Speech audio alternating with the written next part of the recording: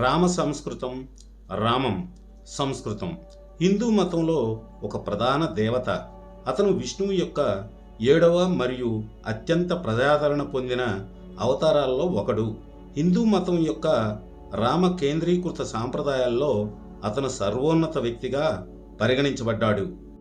ఆదర్శ మనిషి, ధర్మస్వరూపం, దశావతార సభ్యుడు. బాణాలు పట్టుకున్న రాముడు 19వ శతాబ్దపు తొలి చిత్రణ. దేవనాగరి రామ్, సంస్కృత లిప్యంతరీకరణ రామ, అనుబంధం విష్ణువు యొక్క 7వ అవతారం. బ్రాహ్మణ వైష్ణవులు ముఖ్యంగా రామనంది సంప్రదాయం. పూర్వీకుడు దశరథుడు, వారసుడు లావ, నివాసం అయోధ్య, సాంకేత వైకుంఠము. మంత్రం జై శ్రీరామ్, జై సియారాం, హరే రామ, రామనామ పునశ్చరణ. ఆయుధం శారంగ, విల్లు మరియు బాణాలు. సైన్యం వానరసేన, అయోధ్యన్ సైన్యం. రోజు గురువారం. పాఠాలు రామాయణం, రామాయణం యొక్క సంస్కరణలు, వాల్మీకి సంహిత. లింగం పురుషుడు. పండుగలు రామనవమి, వివాహ పంచమి, దీపావళి, విజయదశమి. వ్యక్తిగత సమాచారం: పుట్టింది అయోధ్య, కొసల, ప్రస్తుత ఉత్తరప్రదేశ్, భారతదేశం. మరణించారు సరయూ నది, అయోధ్య, కొసల, ప్రస్తుత ఉత్తరప్రదేశ్, భారతదేశం.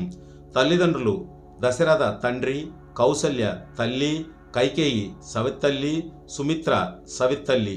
తోబుట్టువులు: లక్ష్మణ సవతి సోదరుడు, భరత సవతి సోదరుడు, శత్రుఘ్న సవతి సోదరుడు. జీవిత భాగస్వామి సీత. పిల్లలు లావ, కుష. రాజవంశం రఘువంశము, సూర్యవంశము. దశావతార క్రమం: పూర్వీకుడు పరశురాముడు, వారసుడు కృష్ణుడు. కొసల రాజ్య రాజధాని అయోధ్యలో కౌసల్య మరియు దశరథులకు రాముడు జన్మించాడు. అతని తోబుట్టువుల్లో లక్ష్మణుడు, భరతుడు, శత్రుఘ్నుడు ఉన్నారు. అతను సీతను వివాహం చేసుకున్నాడు.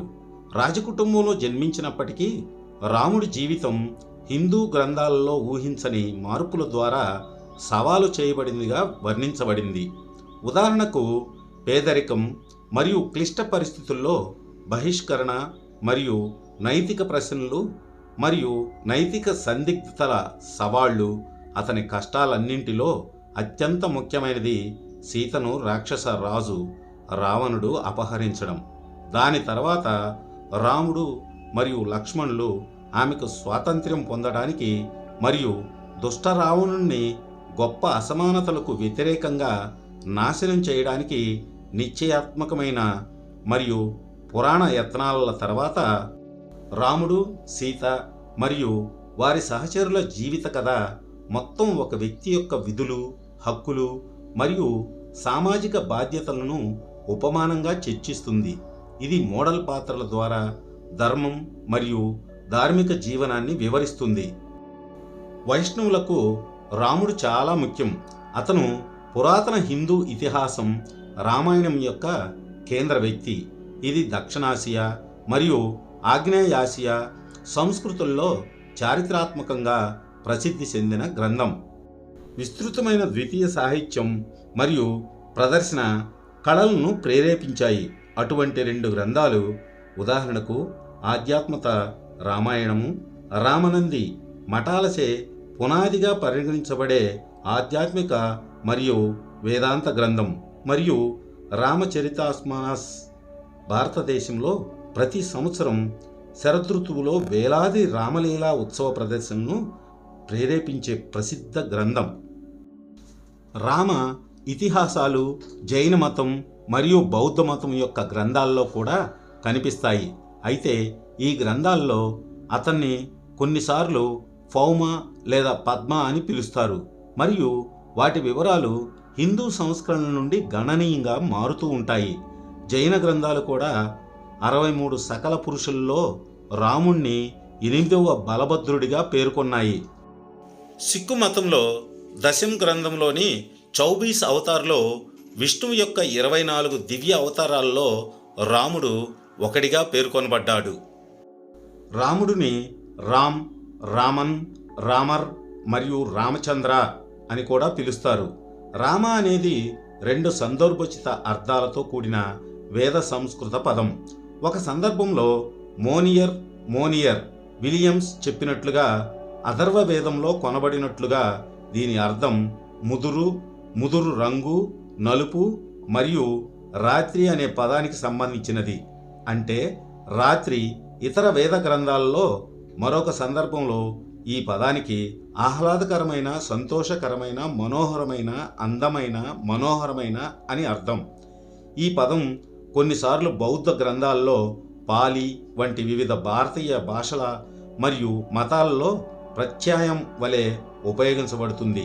ఇక్కడ రామ అనేది మిశ్రమ పదానికి మనసుకు ఆహ్లాదం, మనోహరమైనది అనే భావాన్ని జోడిస్తుంది. వేద సాహిత్యంలో మొదటి పేరుగా రాముడు కనిపిస్తుంది. రెండవ పోషక పేర్లతో అనుబంధించబడింది. మార్గవేయ మరియు ఔపతస్విని విభిన్న వ్యక్తులను సూచిస్తుంది. రామ అనే పదం పురాతన సాహిత్యంలో ముగ్గురు వ్యక్తులకు గౌరవప్రదమైన పరంగా కనిపిస్తుంది. పరశురాముడు విష్ణువు యొక్క 6వ అవతారం. అతను ఋగ్వేద ఫేమ్ యొక్క రామ జమదగ్నితో ముడిపడి ఉన్నాడు. రామచంద్ర విష్ణువు యొక్క 7వ అవతారం మరియు ప్రాచీన రామాయణ కీర్తి. బలరాముడు హలాయుధుడు అని కూడా పిలుస్తారు. కృష్ణుని అన్నయ్యగా వీరిద్దరూ హిందూ, బౌద్ధ మరియు జైన మతాల పురాణాల్లో కనిపిస్తారు. రాముడు అనే పేరు హిందూ గ్రంథాల్లో పదే పదే కనిపిస్తుంది. పురాణ కథల్లో అనేక మంది పండితులు మరియు రాజులకు ఈ పదం వేద సాహిత్యంలోని పురాతన ఉపనిషత్తులు మరియు అరణ్యకాల పొరలో, అలాగే సంగీతం మరియు ఇతర వేద అనంతర సాహిత్యంలో కూడా కనిపిస్తుంది.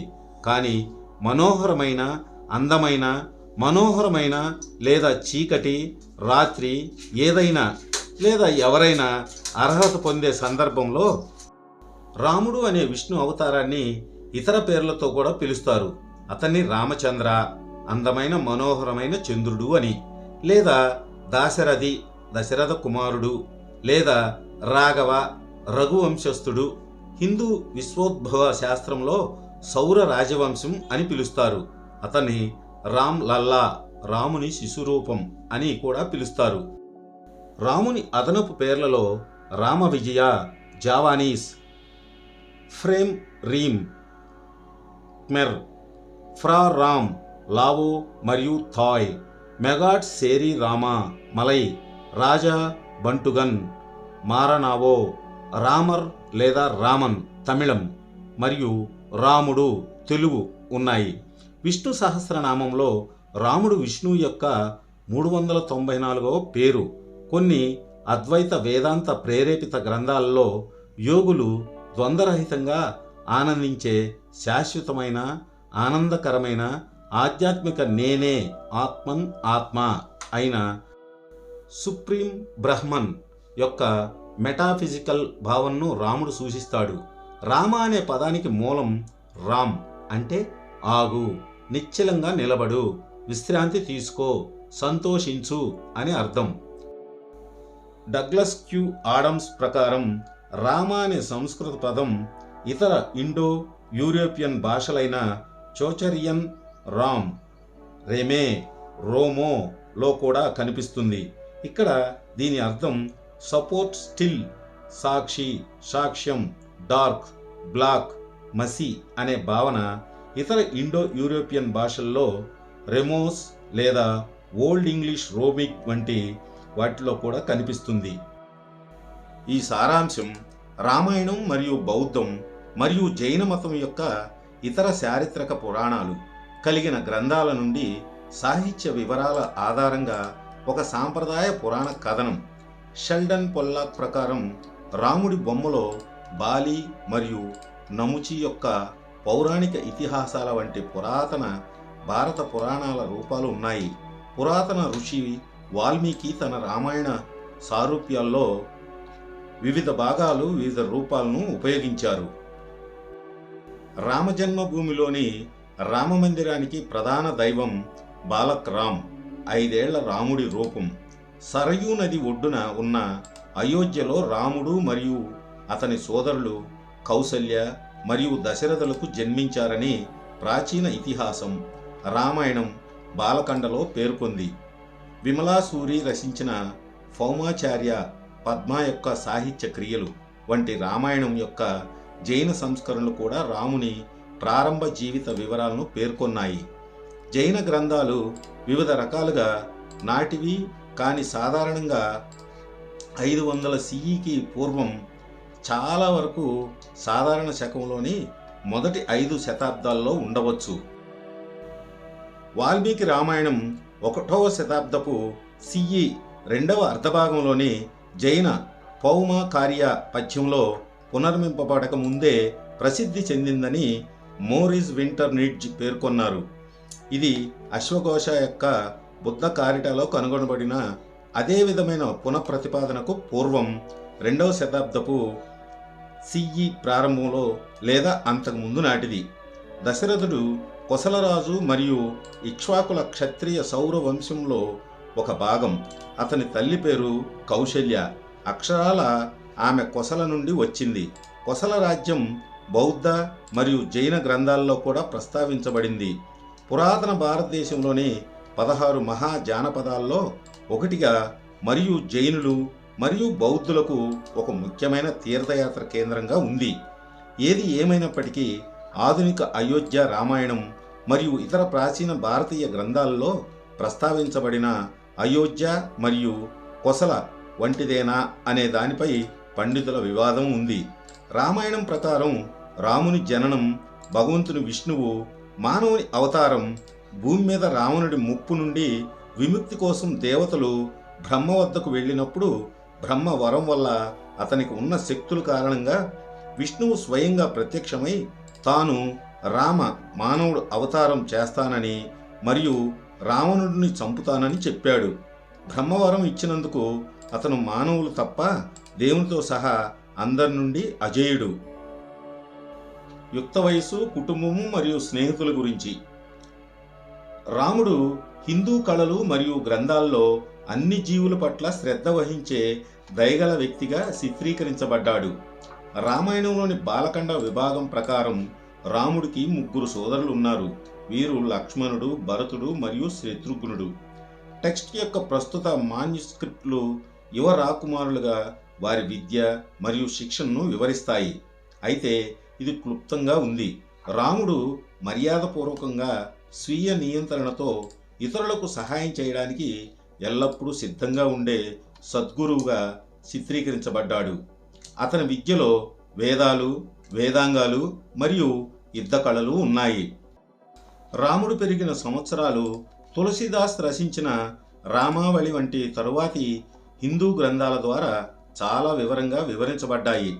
టెంప్లెట్ కృష్ణ కోసం కనుగొనబడిన మాదిరిగానే ఉంది. కానీ తులసీదాస్ కవితలలో రాముడు కృష్ణుడి చిలిపి ఆడే బ్రహ్మముఖ వ్యక్తిత్వం కంటే సౌమ్యుడు మరియు అంతర్ముఖుడు. మిథిలా రాజ్యంలో రాముడు విల్లు, తీగ పోటీలో గెలుస్తాడు మరియు ఆ విధంగా రాజు జనకుని కుమార్తె సీత చేతిలో విజయం సాధించాడు. పెళ్ళైన తర్వాత రాముడు ఆమె అయోధ్యకు తిరిగి తీసుకెళ్తాడు. రాముడు మరియు అతని సోదరులు దూరంగా ఉన్న సమయంలో భరతుని తల్లి మరియు దశరథరాజు రెండవ భార్య కైకేయి ఆమె అడిగిన ఒక విషయానికి కట్టుబడి ఉంటానని చాలా కాలం క్రితం రాజుకు వాగ్దానం చేసినట్లు గుర్తు చేస్తుంది. దశరథుడు గుర్తుకు వచ్చి అలా అంగీకరించాడు. రాముడిని 14 సంవత్సరాల పాటు దండక వనానికి బహిష్కరించాలని ఆమె డిమాండ్ చేస్తుంది. ఆమె అభ్యర్థనపై దశరథ దుఃఖిస్తాడు. ఆమె డిమాండ్పై ఆమె కుమారుడు భరత మరియు ఇతర కుటుంబ సభ్యులు కలత చెందారు. రాముడు తన తండ్రి తన మాటను నిలబెట్టుకోవాలని పేర్కొన్నాడు. అతను భూ సంబంధమైన లేదా స్వర్గపు భౌతిక సుఖాల కోసం తహతహలాడనని, శక్తిని లేదా మరేదైనా కోరుకోనని చెప్పాడు. అతను తన నిర్ణయాన్ని తన భార్యకు తెలియజేస్తాడు మరియు సమయం త్వరగా గడిచిపోతుందని అందరికీ చెబుతాడు. సీత అతనితో అడవిలో నివసించడానికి బయలుదేరుతుంది మరియు లక్ష్మణుడు వారి అజ్ఞాతవాసంలో శ్రద్ధగల సన్నిహిత సోదరుడిగా చేరతాడు. ప్రవాసం మరియు యుద్ధం. రాముడు తన తమ్ముడు లక్ష్మణుడు మరియు భార్య సీతతో కలిసి అడవికి బహిష్కరించబడ్డాడు. రాముడు కోసల రాజ్యం వెలుపలికి వెళ్ళి యమునా నది దాటి మొదట్లో మందాకిని నది ఒడ్డున ఉన్న చిత్రకూట వద్ద వశిష్ఠ మహర్షి ఆశ్రమంలో ఉంటాడు. వనవాస సమయంలో రాముడు తన భక్తురాలైన శబరిని కలుస్తాడు. ఆమె తనను ఎంతగానో ప్రేమించింది. రాముడు ఏదైనా తినమని అడిగినప్పుడు ఆమె ఒక పండు ఇచ్చింది. కానీ ఆమె అతనికి ఇచ్చిన ప్రతిసారి ఆమె తన భక్తికి నిదర్శనంగా అది తీయగా మరియు రుచిగా ఉందని నిర్ధారించుకోవడానికి ఆమె మొదట రుచి చూసింది. రాముడు కూడా ఆమె భక్తిని అర్థం చేసుకొని ఆమె ఇచ్చిన సగం తిన్న బేర్లన్నీ తిన్నాడు. తన ప్రజల పట్ల అతనికి ఉన్న ప్రేమ మరియు కరుణ యొక్క ప్రత్యుపకారం అలాంటిది. ఈ ప్రదేశం ఉత్తరప్రదేశ్ మరియు మధ్యప్రదేశ్ సరిహద్దులో ఉన్న చిత్రకూట్ మాదిరిగానే హిందూ సాంప్రదాయంలో నమ్ముతారు. ఈ ప్రాంతంలో అనేక రామాలయాలు ఉన్నాయి మరియు ఇది ఒక ముఖ్యమైన వైష్ణవ పుణ్యక్షేత్రం. గ్రంథాలు అత్రి వంటి వేద ఋషుల సమీపంలోని ఆశ్రమాలను వివరిస్తాయి. మరియు రాముడు అడవుల్లో తిరుగుతూ వినయపూర్వకమైన సాధారణ జీవితాన్ని గడిపాడు. అడవిలో రాక్షసులచే వేధింపులకు గురవుతున్న సన్యాసులకు రక్షణ మరియు ఉపశమనాన్ని అందించాడు. వివిధ ఆశ్రమాల్లో 10 సంవత్సరాల సంచారం మరియు పోరాటాల తరువాత రాముడు గోదావరి నది ఒడ్డున ఉన్న పంచవటికి వస్తాడు. ఆ ప్రాంతంలో అనేక రాక్షసులు ఉన్నారు. ఒకరోజు శూర్పణఖ అనే రాక్షసురాలు రాముణ్ణి చూసి మోహించి అతన్ని రమ్మని ప్రయత్నించింది. రాముడు ఆమెను నిరాకరించాడు. శూర్పణఖ సీతను బెదిరించి ప్రతీకారం తీర్చుకుంది. తన కుటుంబాన్ని కాపాడే తమ్ముడు లక్ష్మణుడు శూర్పణఖ ముక్కు మరియు చెవులు నరికి ప్రతీకారం తీర్చుకున్నాడు. హింసాచక్రం తీవ్రమైంది. చివరికి శూర్పణఖ సోదరుడైన రాక్షస రాజు రావణుడి వద్దకు చేరుకుంది. రావణుడు తన కుటుంబం తరపున ప్రతీకారం తీర్చుకోవడానికి పంచవటికి వస్తాడు. సీతను చూసి ఆకర్షితుడైతాడు మరియు ఆమెను తన లంకా రాజ్యానికి కిడ్నాప్ చేస్తాడు. రాముడు మరియు లక్ష్మణుడు అపహరణను కనుగొంటారు. సీత యొక్క భద్రత గురించి ఆందోళన చెందుతారు. నష్టాన్ని చూసి నిరాశ చెందారు మరియు రావణుడిని ఎదుర్కోవడానికి వారికి వనరులు లేవు. వారి పోరాటాలు ఇప్పుడు కొత్త శిఖరాలకు చేరుకున్నాయి. వారు దక్షిణాన ప్రయాణించి సుగ్రీవుని కలుస్తారు. వానర సైన్యాన్ని మార్షల్ చేస్తారు మరియు సుగ్రీవుని మంత్రిగా ఉన్న హనుమంతుడు వంటి అంకిత భావంతో కూడిన కమాండర్లను ఆకర్షిస్తారు. ఇంతలో రావణుడు సీతను తన భార్య, రాణి లేదా దేవత కావాలని వేధిస్తాడు. సీత అతన్ని నిరాకర్షిస్తుంది. రావణుడు కోపోద్రిక్తుడయ్యాడు మరియు చివరికి లంకకు చేరుకుంటాడు. అనేక హెచ్చుతగ్గులు కలిగిన యుద్ధంలో పోరాడుతాడు. కానీ చివరకు రాముడు గెలుస్తాడు. రావణుడిని మరియు దుష్టశక్తులను చంపాడు మరియు అతని భార్య సీతను రక్షించాడు. వారు అయోధ్యకు తిరిగి వస్తారు. యుద్ధానంతర పాలన, మరణం మరియు తిరిగి కనిపించడం. రాముడు అయోధ్యకు తిరిగి రావడంతో అతని పట్టాభిషేకం జరిగింది. దీన్ని రామ పట్టాభిషేక అని పిలుస్తారు మరియు అతని పాలనను రామరాజ్యంగా న్యాయమైన పాలనగా అభివర్ణించారు. రాముడు తిరిగి వచ్చినప్పుడు ప్రజలు తమ ఆనందాన్ని దీపాలతో జరుపుకుంటారని మరియు దీపావళి పండుగ రాముడు తిరిగి రావడంతో ముడిపడి ఉందని చాలామంది నమ్ముతారు. రాముడు రాజుగా చేరిన తర్వాత సీత రావణుడితో ఉన్నప్పుడు ఇష్టపూర్వకంగా వెళ్ళి ఉండవచ్చని పుకార్లు వచ్చాయి. తనను బలవంతంగా బంధించారని సీత నిరసిస్తుంది. రాముడు తన భార్యను విడిచిపెట్టి అగ్ని ముందు ఆమె పవిత్రతను నిరూపించమని కోరడం ద్వారా బహిరంగ గాసిప్పులకు ప్రతిస్పందిస్తాడు. ఆమె పరీక్ష చేసి ఉత్తీర్ణత సాధిస్తుంది. రాముడు మరియు సీత అయోధ్యలో సంతోషంగా కలిసి జీవిస్తారు. రామాయణం మరియు ఇతర ప్రధాన గ్రంథాల్లో కుశ మరియు లవ అనే కవల కుమారులు ఉన్నారు. అయితే కొన్ని పునర్విమర్శల్లో కథ భిన్నమైనది మరియు విషాదభరితంగా ఉంది.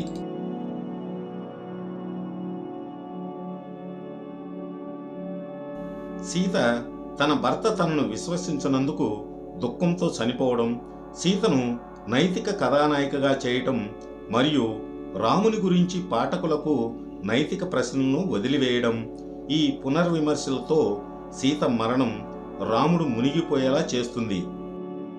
మరణం ద్వారా అతను ఆమెను మరణానంతర జీవితంలో చేరుస్తాడు.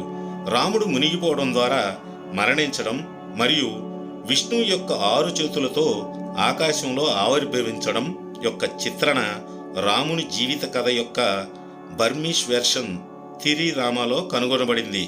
ఇప్పుడు వైవిధ్యాలు. రామ దర్బార్, రాముని ఆస్థానం. చంబా పెయింటింగు 1775 నుండి 1800 మధ్యలో. సింహాసనంపై రాముడు మరియు సీత వెనక రామ సోదరులు ఉన్నారు. హనుమంతుడు, సుగ్రీవుడు మరియు జాంబవాన్తో కలిసి వారి నివాళులు అర్పించారు. రాముని ఇతిహాసాలు ప్రాంతాల వారీగా మరియు మాన్యుస్క్రిప్టుల్లో గణనీయంగా మారుతూ ఉంటాయి.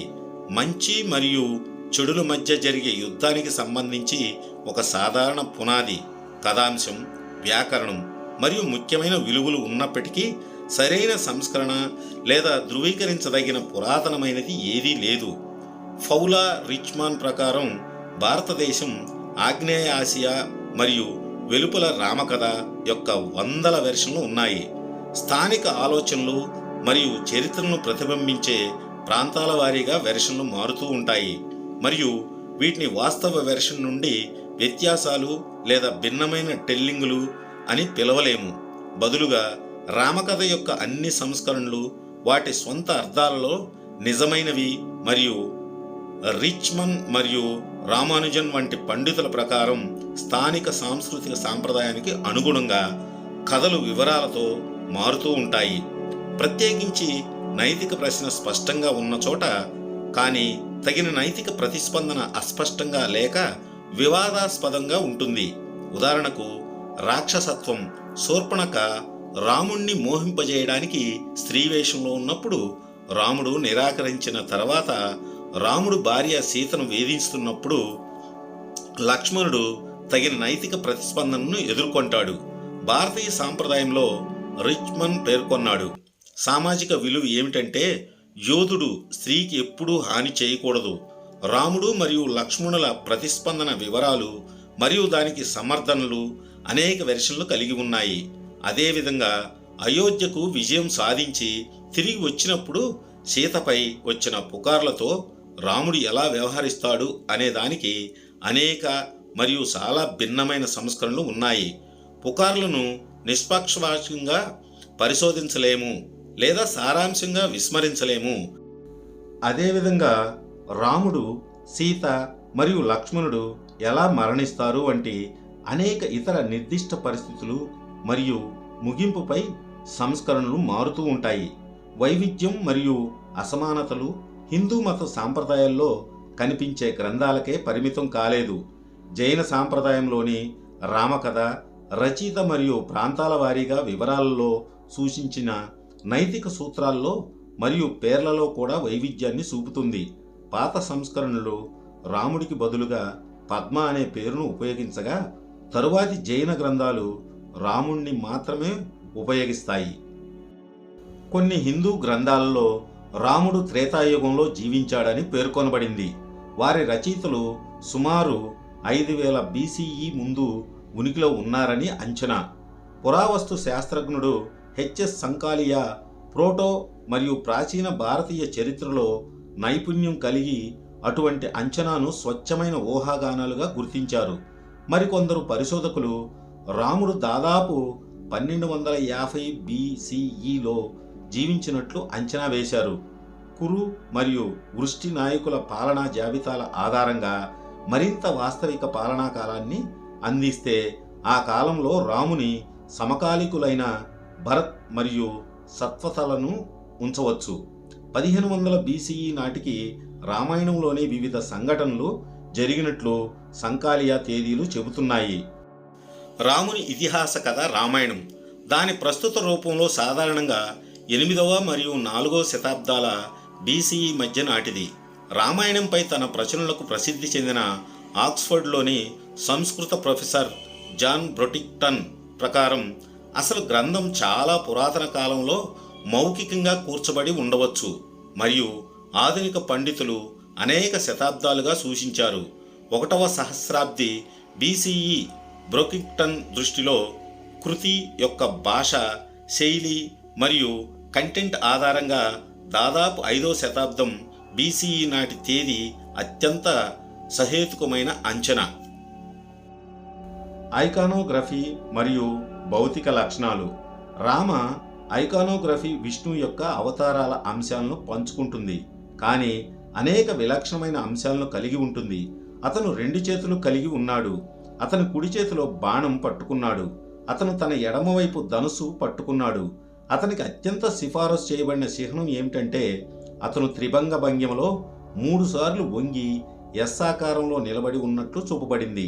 అతను నలుపు, నీలం లేదా ముదురు రంగులో కనిపిస్తాడు. సాధారణంగా ఎరుపు రంగు దుస్తులను ధరించాడు. రాముడు తరచుగా తన సోదరుడు లక్ష్మణుడితో పాటు అతని ఎడమవైపున ఉంటాడు. అతని భార్య సీత ఎల్లప్పుడూ అతని కుడివైపున ఉంటుంది. 2 బంగారు, పసుపు రంగుతో ఉంటాయి. అతని కోతి సహచరుడు హనుమంతుడు చేతులు ముడుచుకొని పక్కనే ఉన్నాడు. ఈ బృందంతో పాటు రాముడి సోదరులు భరతుడు మరియు శత్రుఘ్నుడు కూడా ఉండవచ్చు. రామాయణం రాముణ్ణి ముదురు రంగు వర్ణం, శ్యామం మరియు పొడవాటి చేతులు, ఆజానుబాహు అంటే మోకాలికి మించిన మధ్యవేలు ఉన్న వ్యక్తి కలిగిన మనోహరమైన, చక్కగా నిర్మించిన వ్యక్తిగా వివరిస్తుంది. ఇతిహాసంలోని సుందరకాండ విభాగంలో హనుమంతుడు రాముడు నిజంగా రాముడు నుండి వచ్చిన దూత అని ఆమెకు నిరూపించడానికి ఆమె లంకలో బందీగా ఉన్నప్పుడు సీతకు వివరించాడు. అతను విశాలమైన భుజాలు, శక్తివంతమైన చేతులు, శంఖ ఆకారంలో ఉన్న మెడ, మనోహరమైన ముఖం మరియు రాగి కళ్ళు కలిగి ఉన్నాడు. అతను తన గోళ్లను దాచి ఉంచాడు మరియు ప్రజలు రాముడు అని పిలుస్తారు. అతను కెటిల్డం మరియు నిగనిగలాడే చర్మం వంటి స్వరం లోతైన కలిగి ఉన్నాడు. పూర్తి వైభవంగా చతురస్రాకారంలో మరియు చక్కటి నిష్పత్తిలో ఉన్న అవయవాలతో మరియు ముదురు గోధుమ రంగుతో ఉంటుంది. తత్వశాస్త్రం మరియు ప్రతీకవాదం. రాముడి జీవిత కథ ప్రతీకాత్మకతో నిండి ఉంది. షెల్డన్ పొల్లాక్ ప్రకారం భారతీయ గ్రంథాల్లో చెప్పబడిన రాముడి జీవితం ప్రపంచాన్ని మరియు జీవిత స్వభావాన్ని సూచించడానికి, సంభావితం చేయడానికి మరియు అర్థం చేసుకోవడానికి ఒక ఫ్రేమ్వర్క్ను అందించే ఒక కళాఖండం. ప్రపంచవ్యాప్తంగా ఉన్న ప్రధాన ఇతిహాసాలు మరియు మతపరమైన కథల వలె ఇది సంస్కృతి ఏమిటో చెబుతుంది. కాబట్టి ఇది చాలా ముఖ్యమైన ఔచిత్యాన్ని కలిగి ఉంది. రాముడి జీవితం మంచి మరియు చెడుల మధ్య జరిగే యుద్ధానికి సంబంధించిన పాశ్చాత్య టెంప్లెట్ కంటే చాలా క్లిష్టంగా ఉంటుంది. ఇక్కడ అమరశక్తి గల దేవుళ్ళు లేదా హీరోలు మరియు మర్త్య పోరాటంలో ఉన్న మానవుల మధ్య స్పష్టమైన వ్యత్యాసం ఉంది. భారతీయ సాంప్రదాయాల్లో ముఖ్యంగా రాముడు ఈ కథ ఒక దైవిక మానవుడు, ఒక మర్త్య దేవుడు, మానవులు మరియు దేవుళ్లను రెండింటినీ మించిన ఉదాహరణగా రెండింటినీ కలుపుతుంది. ఒక వ్యక్తిగా రాముడు ఆదర్శ వ్యక్తి, ఉత్తమ పురుషోత్తముడు యొక్క లక్షణాలను వ్యక్తీకరిస్తాడు. ఏ వ్యక్తి అయినా కోరుకునే అన్ని కావలసిన సద్గుణాలను అతను కలిగి ఉన్నాడు మరియు అతను తన నైతిక బాధ్యతలన్నింటినీ నెరవేరుస్తాడు. రాముడు మర్యాద పురుషోత్తముడు లేదా ధర్మాన్ని సమర్థించే వారిలో ఉత్తముడు. రోడ్రిక్ హెన్రీ ప్రకారం బుక్ 2, 6 మరియు 7 నైతిక అధ్యయనాలకు ప్రసిద్ధి చెందినవి. రాముని అభిప్రాయాలు, భావోద్వేగాలతో హేతువు మిళితం చేసి ఆలోచించే హృదయాల విధానాన్ని సృష్టించాయి. రెండవది, అతను స్వీయ స్పృహ మరియు చర్య యొక్క ఒక పాత్ర యొక్క నీతిని సృష్టించడానికి అతను ఏమి చెబుతాడో మరియు ఏమి చేస్తాడో అనే దాని ద్వారా నొక్కి చెప్పాడు. మూడవది, రాముని జీవితం జీవన సౌందర్యంతో నీతిని మిళితం చేస్తుంది. రాముడు మరియు అతని జీవితంలోని వ్యక్తుల కథ చెడుకు ప్రతిస్పందించడానికి చెడును ఉపయోగించటం సముచితమా వంటి ప్రశ్నను లేవనెత్తుతుంది. ఆపై కర్మ మరియు ధర్మం వంటి భారతీయ విశ్వాసాల చట్రంలో వీక్షణల వర్ణపటాన్ని అందిస్తుంది. రాముడి జీవితం మరియు వ్యాఖ్యలు ఒకరు జీవితాన్ని పూర్తిగా కొనసాగించాలని మరియు జీవించాలని నొక్కి చెప్పారు. 3 జీవిత లక్ష్యాలు సమానంగా ముఖ్యమైనవి: ధర్మం, కోరికలు, కామ మరియు సంపదను చట్టబద్ధంగా సంపాదించడం. అర్థం: రామాయణంలోని సెక్షన్ 4.38లో కూడా ఒక ఆత్మపరిశీలన చేసుకోవాలని మరియు ఒకరి సరి అయిన విధులు, సముచితమైన బాధ్యతలు, నిజమైన ఆసక్తులు మరియు చట్టబద్ధమైన ఆనందాలను ఎప్పుడూ విస్మరించకూడదని రాముడు కూడా జోడించాడు. సాహిత్య మూలాలు. రాముని జీవితానికి ప్రాథమిక మూలం రిషి వాల్మీకి రచించిన సంస్కృత ఇతిహాస రామాయణం. ఇతిహాసం భారతదేశంలోని ప్రాంతాల్లో అనేక వెర్షన్లను కలిగి ఉంది. మాధ్వాచార్య అనుచరులు రామాయణం యొక్క పాత రూపమైన మూల రామాయణం గతంలో ఉండేదని నమ్ముతారు. మాంధ్వ సంప్రదాయం దీన్ని వాల్మీకి సంస్కరణ కంటే ఎక్కువ అధికారికంగా పరిగణించింది. రామాయణం యొక్క సంస్కరణలు చాలా ప్రధాన భారతీయ భాషల్లో ఉన్నాయి. రాముని జీవితం, కార్యాలు మరియు దైవిక తత్వాలను వివరించే ఉదాహరణలతో రామావతారం అనే పురాణ కావ్యం మరియు రాముని జీవిత కథ యొక్క భాషలు చాలా ఉన్నాయి. కంబర్ కవి తమిళంలో రామావతారం లేదా కంబ రామాయణం 12వ శతాబ్దంలో రచించారు.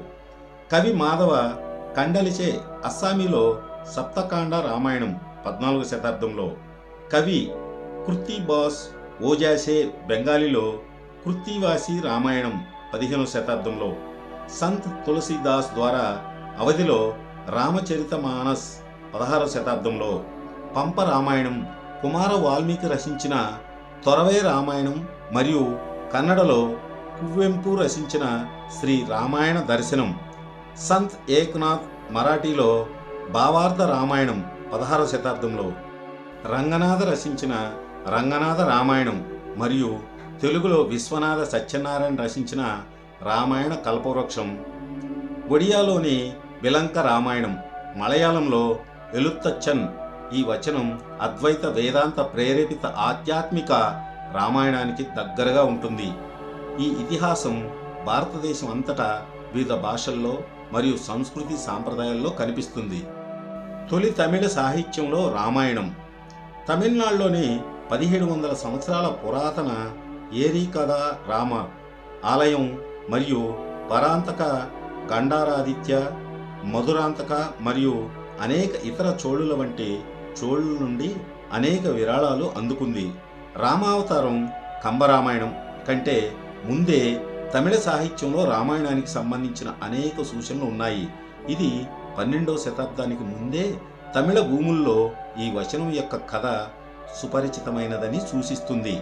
తమిళ సంఘం గ్రంథాలు అనకనూరు, పురాణనూరు మరియు కెలుత్తొక్కై రామాయణం యొక్క దృశ్యాలు మరియు రాముడు, సీత, 10 ముఖాల రాక్షసుడు రావణుడు మరియు వంటి బొమ్మలను ప్రస్తావిస్తాయి. కోతులు.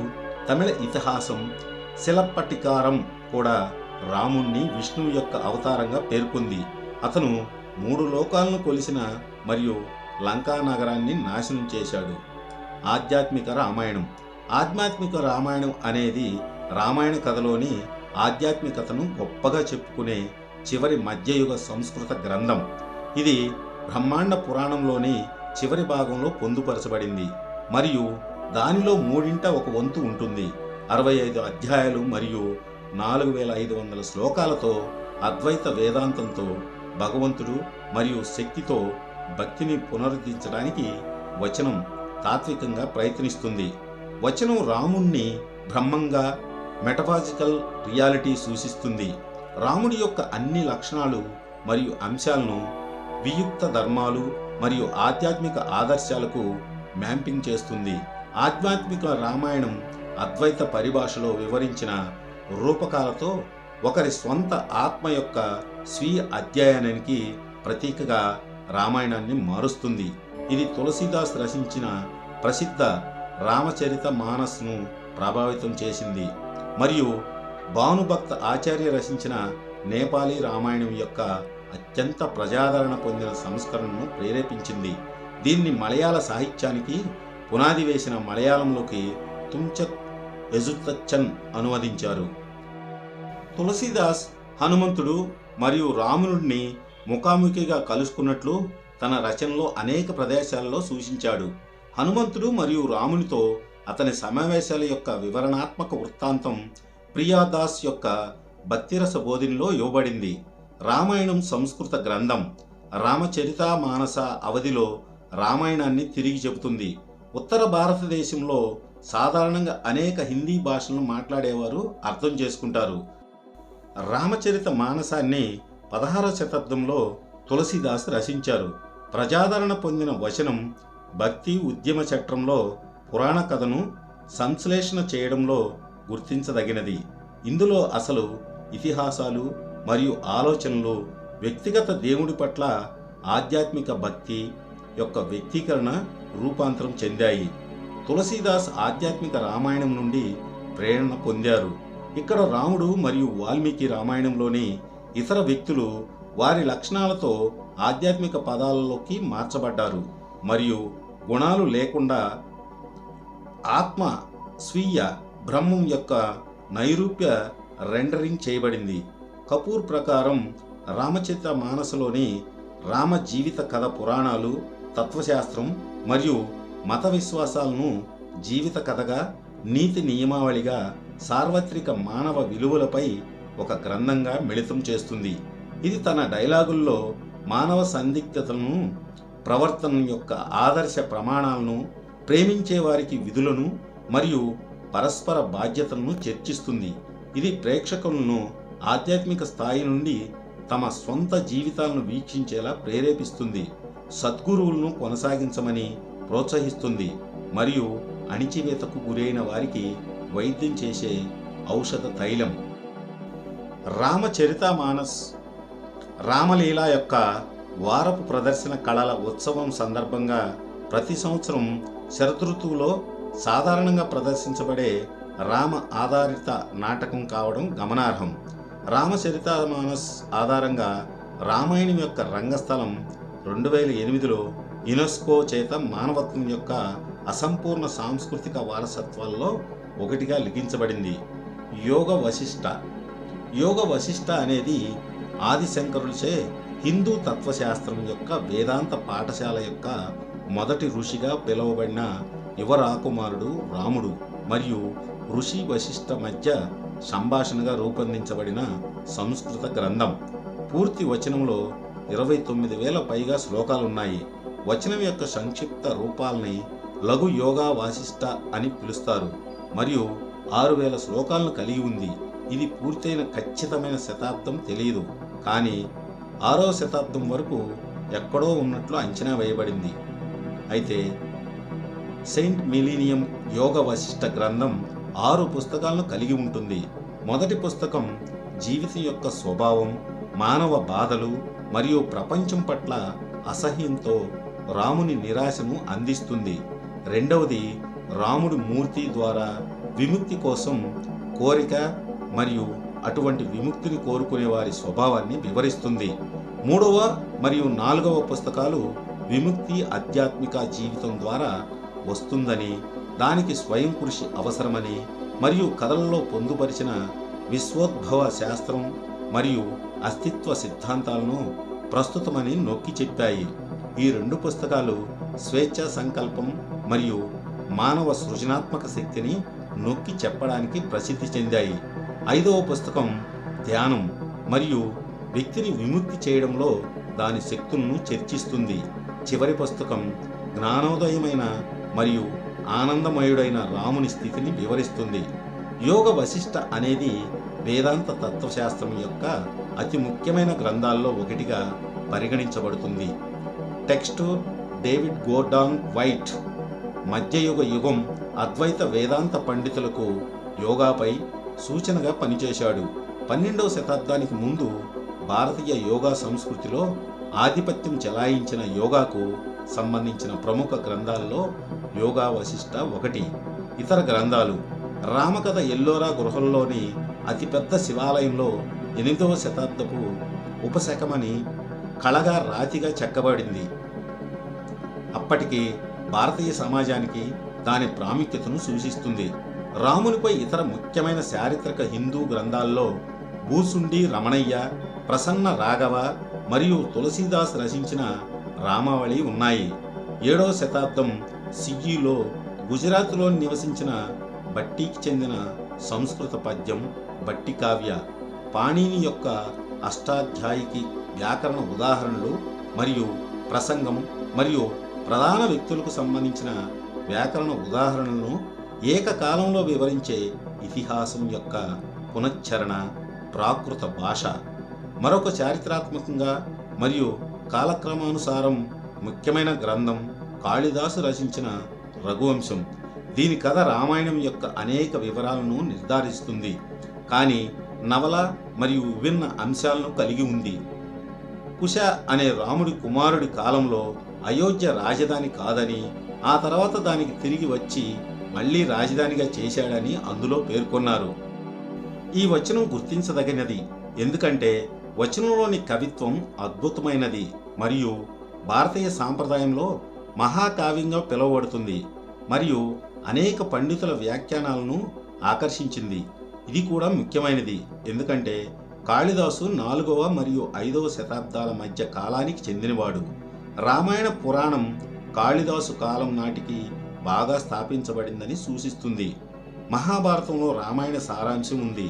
జైన మతం సాంప్రదాయంలో రాముని యొక్క విస్తృతమైన సాహిత్యం కూడా ఉంది, కానీ సాధారణంగా విమలసూరి రాసిన పౌమాచారిలో ఉన్నటువంటి పద్మంగా అతన్ని సూచిస్తుంది. రాముడు మరియు సీత పురాణం బౌద్ధ మతం యొక్క జాతక కథల్లో దశరథ జాతక కథ సంఖ్య 461గా పేర్కొనబడింది. అయితే లక్ష్మణునికి లక్కాన మరియు రామునికి రామపండిత వంటి కొంచెం భిన్నమైన స్పెల్లింగులతో విష్ణు పురాణంలోని 4వ అధ్యాయం, పద్మ పురాణంలోని 112వ అధ్యాయం, గరుడ పురాణంలోని 143వ అధ్యాయం మరియు అగ్ని పురాణంలోని 5 నుండి 11వ అధ్యాయాలు కూడా రాముడి జీవిత కథను సంగ్రహంగా వివరిస్తాయి. అదనంగా రామకథను మహాభారతం యొక్క వనపర్వంలో చేర్చారు. ఇది రామాయణం మరింత పురాతనమైందని రుజువులో భాగంగా ఉంది మరియు ఇది పురాతన కాలంలో మహాభారత ఇతిహాసంలో సంగ్రహించబడింది. పూజలు మరియు దేవాలయాలు. ఆరాధన. రాముడు గౌరవనీయమైన వైష్ణవ దేవుడు. ఇంట్లో లేదా దేవాలయాల్లో వ్యక్తిగతంగా పూజిస్తారు. భక్తి ఉద్యమంలో భాగంగా 14వ శతాబ్దపు ఉత్తర భారత కవి సన్యాసి రామానంద స్థాపించిన సన్యాసి సమాజమైన రామనంది సాంప్రదాయంలో రాముడు దృష్టి సారించాడు. ఈ సంఘం ఆధునిక కాలంలో అతిపెద్ద హిందూ సన్యాసుల సంఘంగా ఎదిగింది. ఈ రామ ప్రేరేపిత ఉద్యమం సాంఘిక సంస్కరణను సమర్థించింది. రామానంద కాలం నుండి లింగం, తరగతి, కులం లేదా మతం ద్వారా ఎవరిని వివక్ష చూపకుండా సభ్యులను అంగీకరించింది. అతను ఇస్లాంను విడిచిపెట్టాలని కోరుకునే ముస్లింలను కూడా అంగీకరించాడు. అతని శిష్యుల్లో కబీర్, రవిదాస్, భగత్ పిపా మరియు ఇతరుల వంటి తరువాతి భక్తి ఉద్యమ కవి సన్యాసులు కూడా ఉన్నారని సాంప్రదాయ స్కాలర్షిప్ పేర్కొంది. ఇక పండుగలు. రామనవమి. రామనవమి అనేది రాముని జన్మదినాన్ని జరుపుకునే వసంతోత్సవం. ఈ పండుగ వసంత నవరాత్రిలో ఒక భాగం మరియు సాంప్రదాయ హిందూ క్యాలెండర్లో చైత్రమాసం యొక్క ప్రకాశవంతమైన సగం 9వ రోజున వస్తుంది. ఇది సాధారణంగా ప్రతి సంవత్సరం మార్చి లేదా ఏప్రిల్ గ్రెగోరియన్ నెలలో జరుగుతుంది.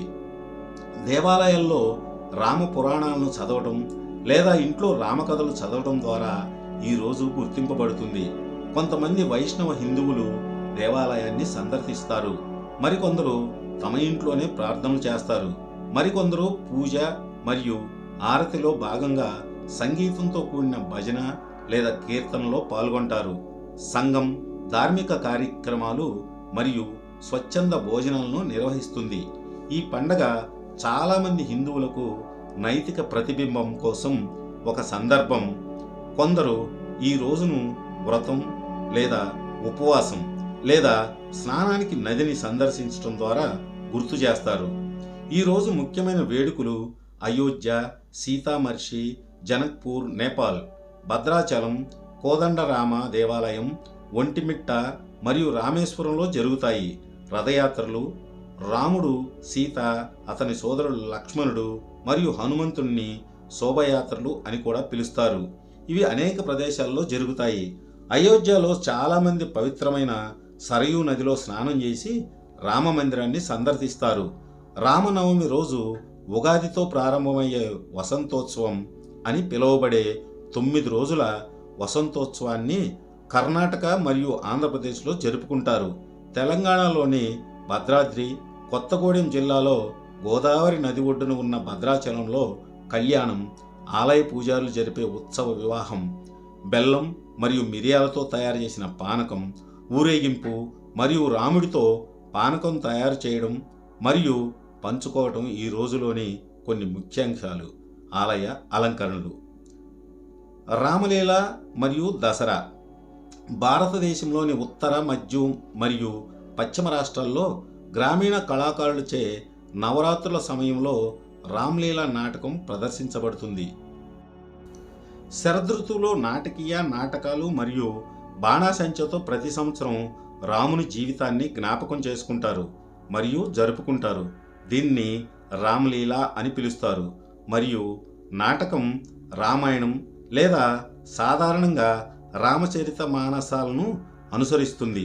భారతదేశంలో నవరాత్రి ఉత్సవాల సందర్భంగా నిర్వహించబడే వేల రామ సంబంధిత ప్రదర్శన కళలను మరియు నృత్య కార్యక్రమాల ద్వారా ఇది గమనించబడుతుంది. మంచి మరియు చెడుల మధ్య పురాణ యుద్ధం అమల్లోకి వచ్చిన తర్వాత దసరా అంటే విజయదశమి రాత్రి ఉత్సవాల్లో రామ్లీలా వేడుకలు క్లైమాక్స్లో జరుగుతాయి.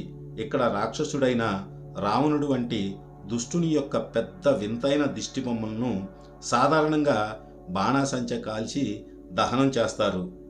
రామ్లీలా ఉత్సవాలను యునెస్కో 2008లో మానవత్వం యొక్క అసంగతమైన సాంస్కృతిక వారసత్వాల్లో ఒకటిగా ప్రకటించింది. చారిత్రాత్మకంగా ముఖ్యమైన హిందూ నగరాలైన అయోధ్య, వారణాసి, బృందావన్, అల్మోరా, సత్నా మరియు మధుబని ఉత్తరప్రదేశ్, ఉత్తరాఖండ్లోని నగరాల్లో రామ్లీలా ప్రత్యేకించి గుర్తించదగినది.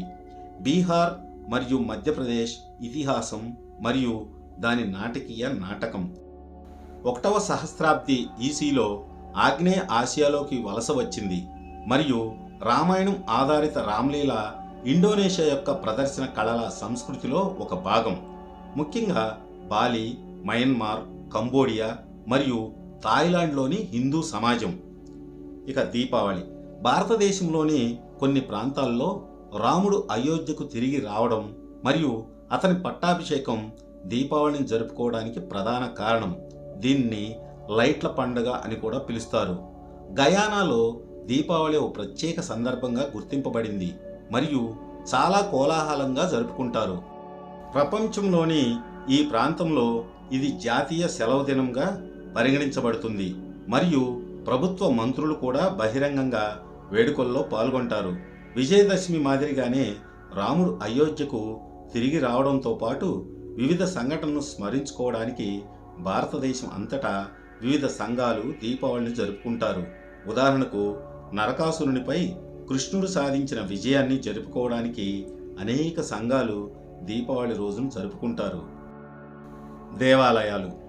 రామ్టెక్లోని రామ దేవాలయం 10వ శతాబ్దం పునరుద్ధరించబడింది. ఇక్కడ మధ్యయుగ శాసనం రామునుడిని అద్వైత వాద ప్రభువు లేదా అద్వైత సిద్ధాంతానికి ప్రభువు అని పిలుస్తుంది. సీత ఒడిలో మరియు లక్ష్మణుడు భద్రాచలం ఆలయ కేంద్ర చిహ్నంగా ఉన్న అరుదైన 4వ చేతులు రాముడు. రాముడికి అంకితం చేయబడిన ఆలయాలు భారతదేశం అంతటా మరియు భారతీయ వలస సంఘాలు నివసించే ప్రదేశాల్లో కనిపిస్తాయి. చాలా దేవాలయాల్లో రాముని విగ్రహం అతని భార్య సీత మరియు సోదరుడు లక్ష్మణునితో కలిసి ఉంటుంది. కొన్ని సందర్భాల్లో హనుమంతుణ్ణి వారి సమీపంలో లేదా ఆలయ ప్రాంగణంలో కూడా చేర్చారు. రాముడికి అంకితం చేయబడిన హిందూ దేవాలయాలు 5వ శతాబ్దం ప్రారంభంలో నిర్మింపబడ్డాయి రాగి పలక శాసనం ఆధారాల ప్రకారం, కానీ ఇవి మనుగడలో లేవు. రాయ్పూర్, ఛత్తీస్గఢ్ సమీపంలో ఉన్న పురాతన రామాలయం, మహానది నదికి సమీపంలో ఉన్న రాజింలోని రాజీవ లోచన ఆలయం, ఇది విష్ణువుకు అంకితం చేయబడిన ఆలయ సముదాయంలో ఉంది. మరియు 7వ శతాబ్దానికి చెందినది. మరియు ఎపిగ్రాఫికల్ ఆధారాల ఆధారంగా 1145 సిఈలో కొన్ని పునరుద్ధరణ పనులు జరిగాయి. సమకాలీన కాలంలో రామభక్తులకు ఈ ఆలయం ముఖ్యమైనది. రామనవమి వంటి తేదీల్లో భక్తులు మరియు సాధువులు అక్కడ గుమిగూడారు.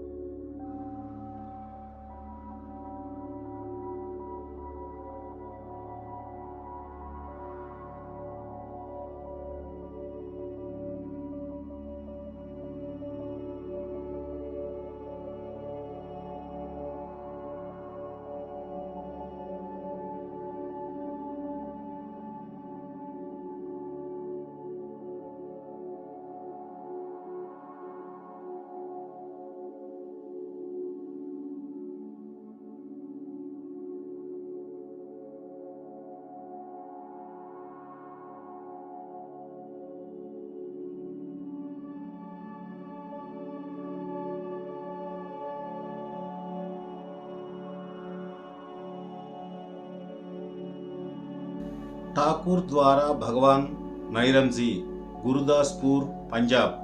విల్వాద్రీనాథ దేవాలయం, తిరువవిల్వామల, కేరళ. పెర్త్రామ్ టెంపుల్, పెర్త్, ఆస్ట్రేలియా. పలుకుబడి. రామాయణం యొక్క బర్మీస్ వెర్షన్ యమ జట్టావులో రాముడు మరియు సీత. రామకథ దక్షిణ ఆసియా మరియు ఆగ్నేయ ఆసియా అంతటా ప్రధాన సామాజిక, సాంస్కృతిక మరియు స్ఫూర్తిదాయకమైన ప్రభావాన్ని కలిగి ఉంది.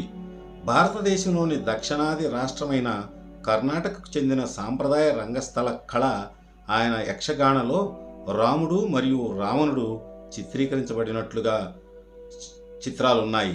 వాల్మీకి రామాయణం అనే గొప్ప మరియు పురాతన సంస్కృత ఇతిహాసం వలె ఏ సమయంలోనైనా ఏ ప్రదేశంలోనైనా ఉత్పత్తి చేయబడిన కొన్ని సాహిత్య రచనలు ప్రజాదరణ పొందాయి, ప్రభావవంతంగా అనుకరించబడ్డాయి మరియు విజయవంతమయ్యాయి. ఆక్స్ఫర్డ్లో ప్రొఫెసర్ మరియు బోడెన్ సంస్కృత పండితుడు ఆర్థర్ ఆంథోనీ మక్డోనెల్ ప్రకారం భారతీయ గ్రంథాల్లో చెప్పబడిన రాముని ఆలోచనలు లౌకిక మూలం. వాటి ప్రభావం కనీసం 2.5 సహస్రాబ్దాలుగా ప్రజల జీవితం మరియు ఆలోచనలపై ప్రభావం చూపుతుంది. వారి ప్రభావం వ్యక్తిగత ఆత్మ పరిశీలన కోసం ఒక ఫ్రేమ్వర్క్ నుండి సాంస్కృతిక పండుగలు మరియు సమాజ వినోదం వరకు ఉంటుంది. అతని జీవిత కథలు గోల్డ్మన్ పేర్కొన్నాడు. పెయింటింగ్, చలనచిత్రం, శిల్పం, తోలుబొమ్మల ప్రదర్శనలు, నీడ, నాటకాలు, నవళ్ళు, పద్యాలు, టీవీ సీరియల్ మరియు నాటకాలకు స్ఫూర్తినిచ్చారు. ఆగ్నేయ ఆసియాలోని హిందూ కళలు. రాముని జీవిత కథ, సంస్కృత రామాయణం మరియు మౌఖిక సాంప్రదాయం యొక్క వ్రాత రూపంలో 1వ సహస్రాబ్ది సిఈలో ఆగ్నేయ ఆసియాకు చేరుకుంది. అనేక ఆలోచనలు మరియు సాంస్కృతిక ఇతివృత్తాలలో రాముడు ఒకడు. ఇతరులు బుద్ధుడు, శివుడు మరియు ఇతర బ్రాహ్మణ మరియు బౌద్ధ ఆలోచనలు మరియు కథల హోస్ట్ ప్రత్యేకించి Java, Bali, Malaya, Burma, Thailand, Cambodia మరియు లావోసుల్లో రామమందిరం, ఇతర సాంస్కృతిక ఆలోచనలో ప్రభావం పెరిగింది. 860 సిఈలో రామాయణం సంస్కృతం నుండి పాత జవానీస్లోకి అనువదించబడింది. అయితే ప్రదర్శన కళల సంస్కృతి ఎక్కువగా రామ ఆధారిత నృత్యం మరియు నాటకాల తమిళ మరియు బెంగాలీ సంస్కృతుల నుండి ప్రేరణ పొందిన మౌఖిక సాంప్రదాయం నుండి అభివృద్ధి చేయబడింది. చైనీస్ రికార్డుల ప్రకారం 243 సిఈ నుండి ఈ ప్రదర్శన కళల యొక్క ప్రారంభ సాక్ష్యం. నృత్యం మరియు సంగీతంతో రాముడి జీవితాన్ని జరుపుకోవడం కాకుండా ఆగ్నేయ ఆసియాలో యోగ్యకర్త జావా సమీపంలో ప్రంబవనన్ మరియు బ్లిట్టార్ తూర్పు జావా సమీపంలోని పనాతరన్ వంటి హిందూ దేవాలయాలు రాముడి జీవితాన్ని వర్ణించే విస్తృతమైన ఉపశమనాలను చూపుతున్నాయి. రాముని జీవిత కథ ఆగ్నేయ ఆసియాలో ప్రసిద్ధి చెందింది.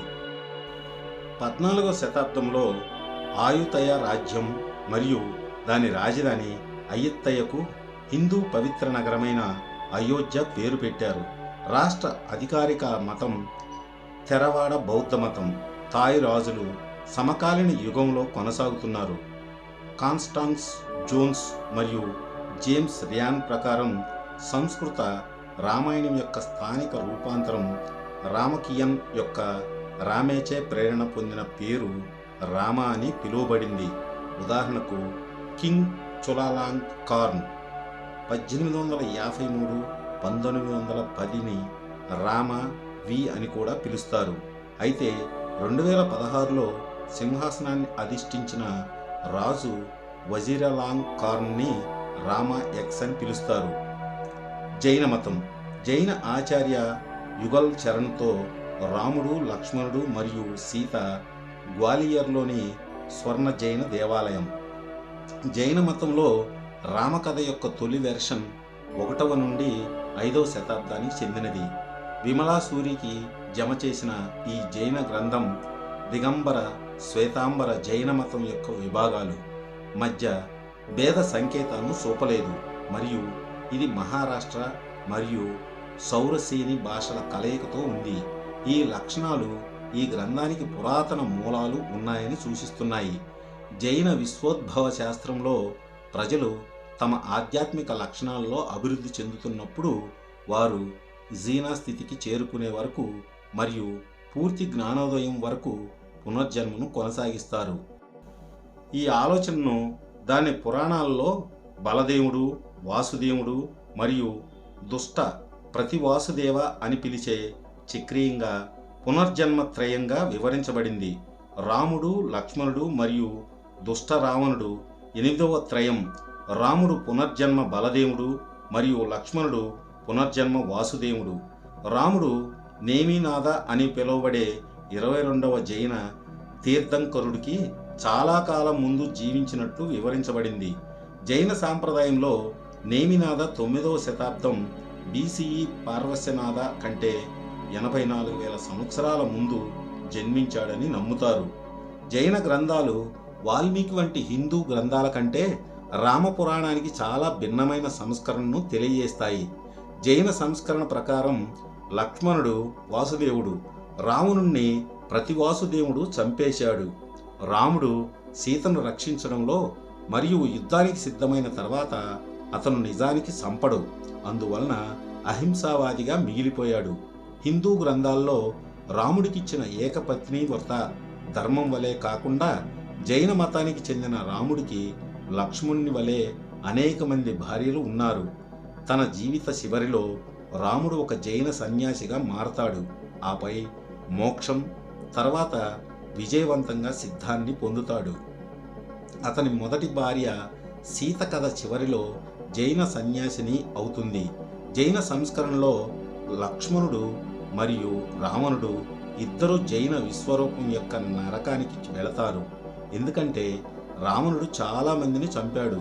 లక్ష్మణుడు రావణుడి హింసను ఆపడానికి రావణుడిని చంపాడు. పద్మపురాణం రాముణ్ణి జైన మతం యొక్క 20వ తీర్థంకరుడైన మునిస్వత్ర సమకాలీనుడిగా పేర్కొంది. బౌద్ధ మతం. దశరథ జాతకం రామకథ యొక్క సంస్కరణను అందిస్తుంది. ఇది రాముణ్ణి రామ పండిత అని పిలుస్తుంది. ఈ దశరథ జాతక ఉపన్యాసం ముగింపులో బౌద్ధ గ్రంథం తన పూర్వ పునర్జన్మలో ఉన్న బుద్ధుడు రాముడు అని ప్రకటించింది. బౌద్ధ జాతక గ్రంథాలు రాముడిని సహకరిస్తాయి మరియు అతన్ని పూర్వజన్మలో బుద్ధుని అవతారంగా మార్చాయి. హిందూ గ్రంథాలు బుద్ధుణ్ణి సహకరిస్తాయి మరియు అతన్ని విష్ణువు యొక్క అవతారంగా చేశాయి.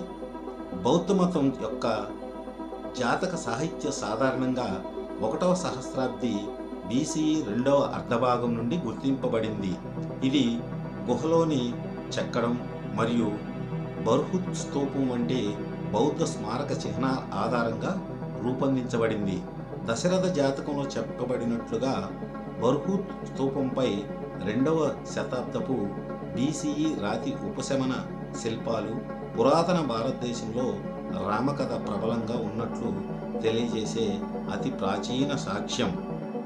సిక్కు మతం 24 అవతార్లో విష్ణు యొక్క 24 దివ్య అవతారాల్లో రాముడు ఒకటిగా పేర్కొనబడ్డాడు.